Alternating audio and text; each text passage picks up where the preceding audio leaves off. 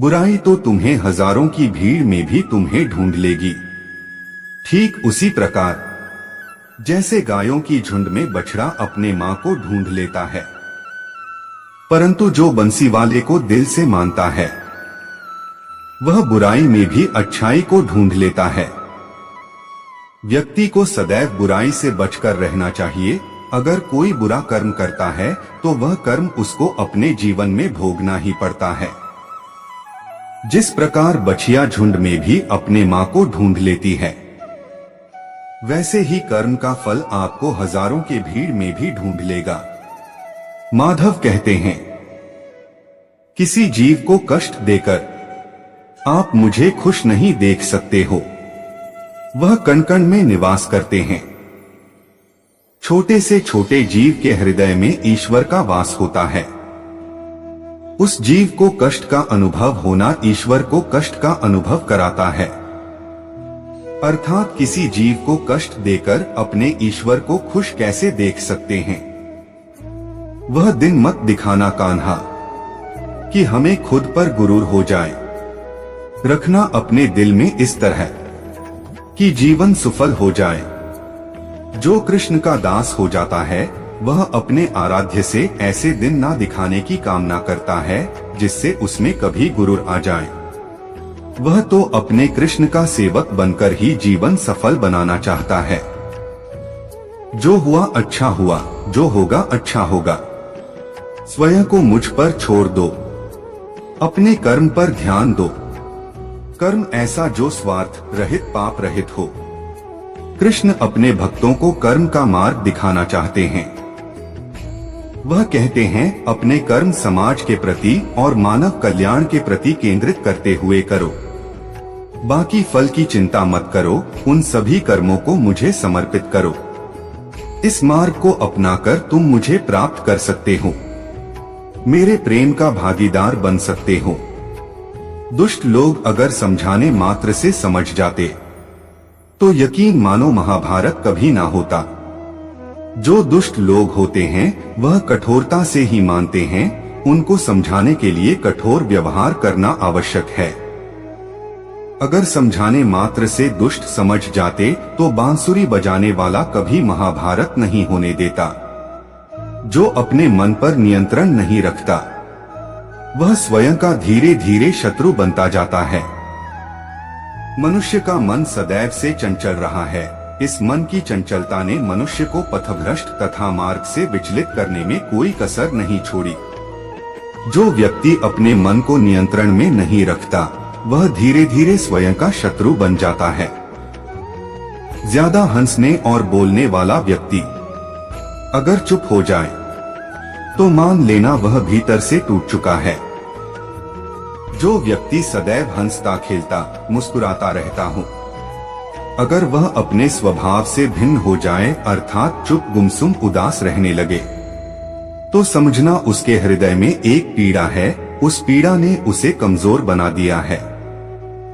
जिस व्यक्ति के पास संतुष्टि नहीं है उसे कितना भी मिल जाए वह असंतुष्ट ही रहेगा।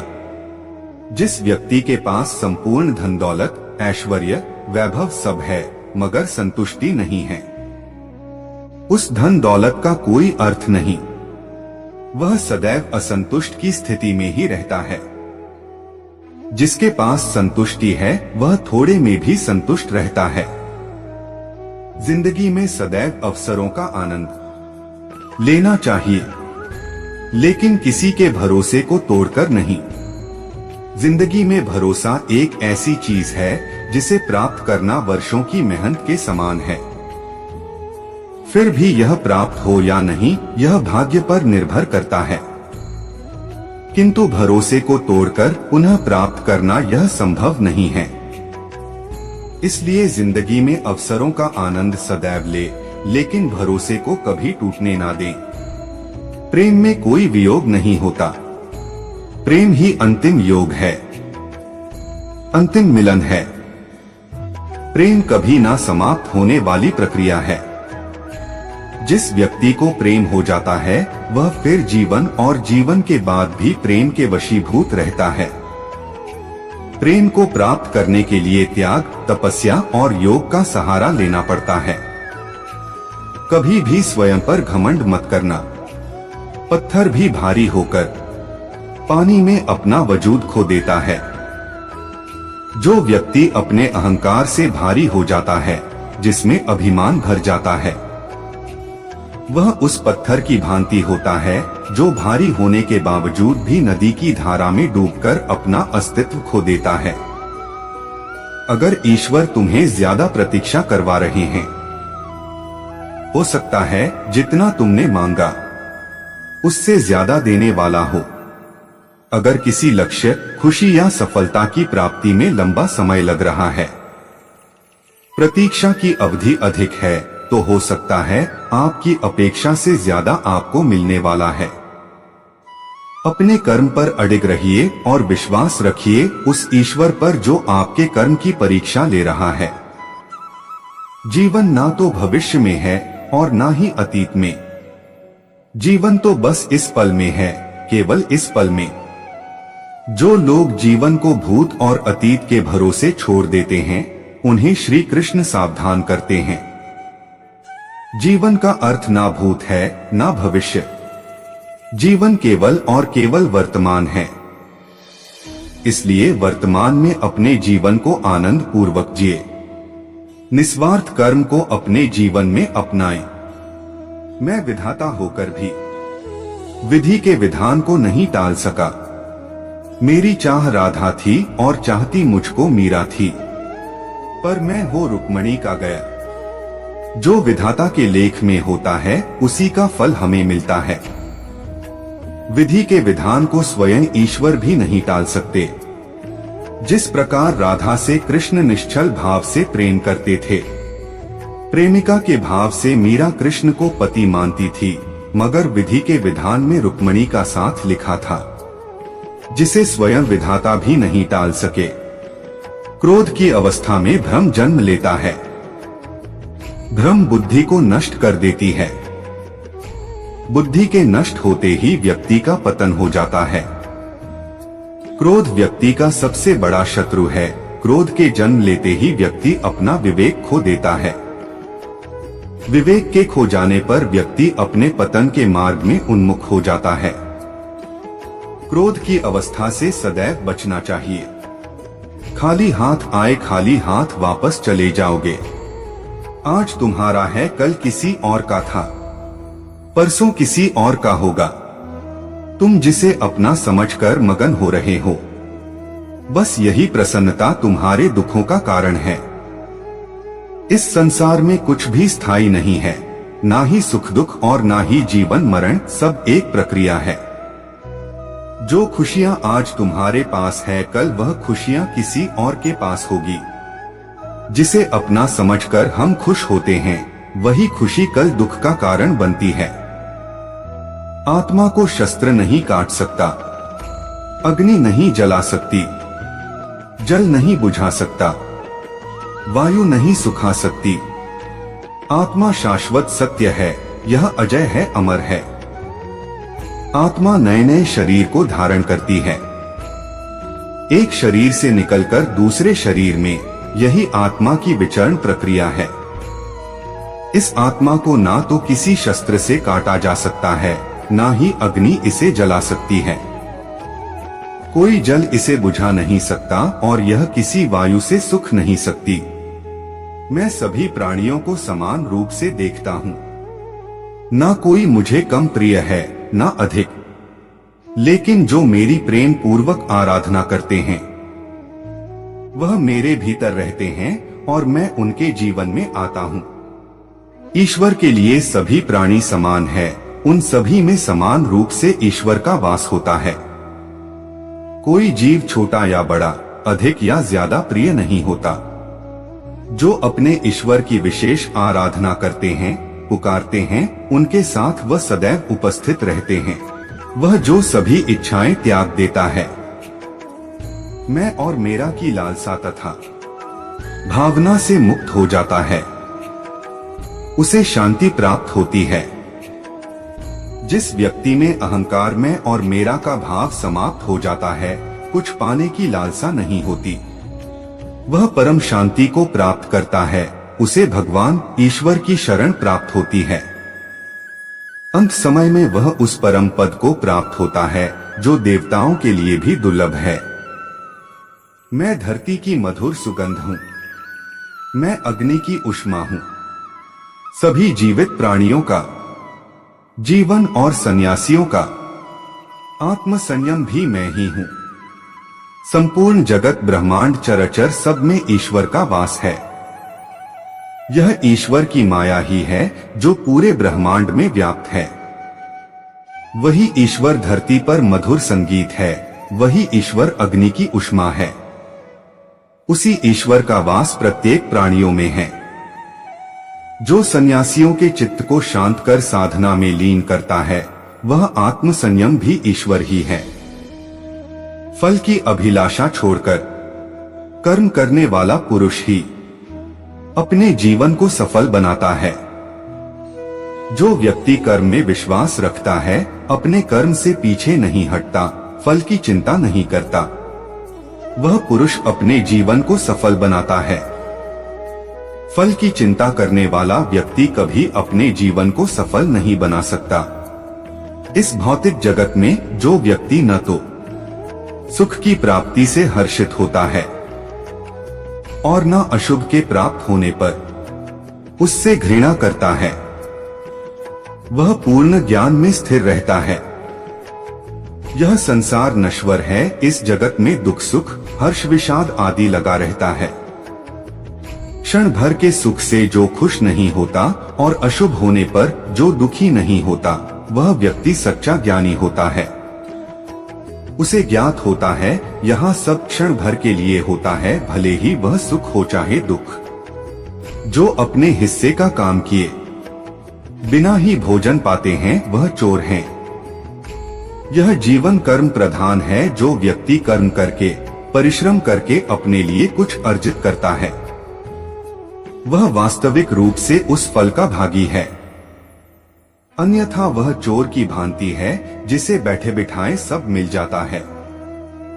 जिस व्यक्ति को आपकी कदर नहीं, उसके साथ खड़े रहने से अच्छा आप अकेले रहें। जिस व्यक्ति के पास आपके लिए मान सम्मान और कदर ना हो, उनके साथ रहना व्यर्थ है। वह सदैव आपके लिए शत्रुता का भाव रखते हैं। ऐसे व्यक्तियों के साथ रहने से उत्तम आप अकेले रहें। हद से ज्यादा सीधा साधा होना भी ठीक नहीं, क्योंकि जंगल में सबसे पहले सीधे पेड़ों को काटा जाता है। इस जीवन में अधिक सीधा होना, सरल होना भी अनुचित है। जो सरल और सीधे स्वभाव का होता है, लोग उसका अनायास फायदा उठाते हैं। दिव्यता केवल शक्तिशाली होने में नहीं, बल्कि वास्तविक दिव्यता दूसरों में शक्ति जागृत करने में है। दिव्यता को प्राप्त करने वाला व्यक्ति शक्तिशाली तब तक नहीं हो सकता जब तक वह दूसरों के हित में ना हो। वह व्यक्ति दूसरों को दिव्य बनाए, इसमें उसके शक्तिशाली होने का परिचय मिलता है। जिंदगी के इस रण में खुद ही कृष्ण, खुद ही अर्जुन बनना पड़ता है। रोज अपना ही सारथी बनकर जीवन के महाभारत से लड़ना पड़ता है। यह जीवन एक रणभूमि है, यहाँ निरंतर संघर्षों का सामना करना पड़ता है। इस संघर्ष रूपी महाभारत में स्वयं अपना सारथी, अपना मार्गदर्शक और योद्धा बना होता है। अच्छी किस्मत के लोग थोड़ा भी बुरा होने पर भगवान को कोसते हैं और बुरी किस्मत के लोग थोड़ा भी अच्छा होने पर भगवान का स्मरण और धन्यवाद करते हैं। जिनकी किस्मत अच्छी होती है, जिनके पास किसी साधन की कोई कमी नहीं होती, वह थोड़ा सा भी कष्ट नहीं झेलते। थोड़ी सी भी कमी होने पर भगवान को कोसते हैं। वहीं जिनके पास अभाव होता है, जिनके पास साधन की कमी होती है, उनके पास थोड़ी सी भी बरकत हो या खुशी मिले, वह भगवान को धन्यवाद करते हैं। जन्म लेने वाले के लिए मृत्यु उतनी ही निश्चित है जितना कि मृत होने वाले के लिए जन्म लेना। इसलिए जो अपरिहार्य है उस पर शोक मत करो। यह पृथ्वी नश्वर है, यहाँ सब कुछ गतिमान है। जिस प्रकार सुख दुख जीवन में आता जाता है, उसी प्रकार मृत्यु और जन्म यहाँ लगा रहता है। इसमें खुश होना या दुख मनाना व्यर्थ है। मुंह से माफ करने में किसी को वक्त नहीं लगता, पर दिल से माफ करने में सारी उम्र बीत जाती है। मुंह से माफी देना और हृदय से माफी देने में काफी अंतर है। मुख द्वारा दिए गए माफी को तत्काल प्राप्त किया जा सकता है, किंतु दिल की माफी प्राप्त करने में उम्र बीत जाती है। जब आप प्रभु के साथ जुड़ जाओगे तो आपकी परीक्षा आरंभ हो जाएगी। कुछ लोग इसे दुख समझते हैं, तो कुछ लोग प्रभु की कृपा। प्रभु अपने भक्तों की सदैव परीक्षा लेते रहते हैं। इस परीक्षा में भक्तों को अनेकों कष्टों का सामना करना पड़ता है। सामान्य लोग इसे अपना दुख मानकर पीछा छुड़ाते हैं। वही साधक तथा प्रेमी प्रभु की इच्छा समझकर उसका सामना करते हैं। जो है माखन चोर, जो है मुरली वाला, वही है हम सबके दुख दूर करने वाला। जो माखन चोर है, जो मुरली वाला है, वही सबके दुख हरने वाला है। संकट से बचाने वाला है और सुख का संचार करने वाला है। संसार के संयोग में जो सुख प्रतीत होता है, उसमें दुख भी मिला रहता है, परंतु संसार के वियोग से सुख दुख से अखंड आनंद प्राप्त होता है। सांसारिक सुख क्षणिक होता है, जो सुख आज प्राप्त हो रहा है वह सुख स्थायी नहीं है। यह सुख आपके साथ सर्वथा नहीं रहने वाला, आपको दुख भी प्राप्त होगा, परंतु संसार से वियोग अर्थात मुक्ति परम आनंद को प्राप्त कराती है। यह ईश्वर तक पहुंच आती है। संबंध उसी आत्मा से जुड़ता है जिनका हमसे पिछले जन्मों का कोई रिश्ता होता है, वरना दुनिया के इस भीड़ में कौन किसको जानता है। माना जाता है जीवन के पूर्व कर्मों का फल इसी जन्म में प्राप्त होता है। जितने भी रिश्ते नाते सुख दुख व्यक्तिगत जीवन में प्राप्त होते हैं, वह पूर्व जन्मों का फल है, वरना कौन इतनी बड़ी दुनिया में आपसे दिल लगाता है। राधा कृष्ण का मिलना तो बस एक बहाना था। दुनिया को प्यार का सही मतलब समझाना था। राधा और कृष्ण दोनों अवतारी थे। दोनों का जन्म कुछ विशेष परिस्थितियों के लिए हुआ था। उन दोनों का मिलना बिछड़ना बस एक प्रक्रिया मात्र थी, जिसके माध्यम से प्रेम का वास्तविक रूप समाज में दिखाना था। प्रेम और आस्था दोनों पर किसी का जोर नहीं। यह मन जहां लग जाए वही ईश्वर नजर आता है। आस्था और प्रेम पर व्यक्ति का स्वयं नियंत्रण होता है। जहां आस्था और प्रेम लग जाता है, वही श्री कृष्ण के दर्शन हो जाता है, क्योंकि श्री कृष्ण सर्वव्यापी है। तेरे साथ को तरसे, तेरी बात को तरसे, तेरे होकर भी एक मिलन को तरसे। कृष्ण और राधा का प्रेम अविरल बहती गंगा के समान शुद्ध है। परस्पर एक होते हुए भी दोनों एक दूसरे से मिलने को तरसते हैं, एक दूसरे से बात करने को सोचते हैं। एक दूसरे के होकर भी मिलन की संभावना नहीं है। प्रहलाद जैसा विश्वास हो, भीलनी जैसी आस हो, द्रौपदी जैसी पुकार हो, मीरा जैसा इंतजार हो, तो कृष्ण को आना ही पड़ता है। कृष्ण को जो भी भक्त सच्चे हृदय से पुकारता है, वह उनके साथ सदैव खड़े हो जाते हैं। प्रहलाद जैसा विश्वास, भीलनी जैसी आशा और द्रौपदी जैसी पुकार, मीरा जैसा इंतजार। अगर सभी शुद्ध हो तो कृष्ण को तो आना ही पड़ता है। जीवन में आधे दुख इस कारण जन्म लेते हैं, क्योंकि उनसे आशाएं बड़ी होती है। इन आशाओं का त्याग करके देखो, जीवन में सुख ही सुख है। आशाएं व्यक्ति को दुख के मार्ग पर ले जाती है। आशाएं बड़ी प्रबल होती है, आशा अनुरूप कार्य होने पर जहाँ खुशी मिलती है, वही आशा के विरुद्ध कार्य होने पर दुख का पहाड़ टूट जाता है। व्यक्ति जीवन में आशा दुख का प्रमुख कारण है। लोग कहते हैं अपनों के आगे झुक जाना चाहिए, किंतु सच बात तो यह है, जो अपने होते हैं वह कभी झुकने नहीं देते। जो लोग यह कहते हैं अपनों के आगे झुकने में बुराई नहीं है, उन्हें यह भी मालूम होना चाहिए जो अपने होते हैं वह कभी झुकने नहीं देते।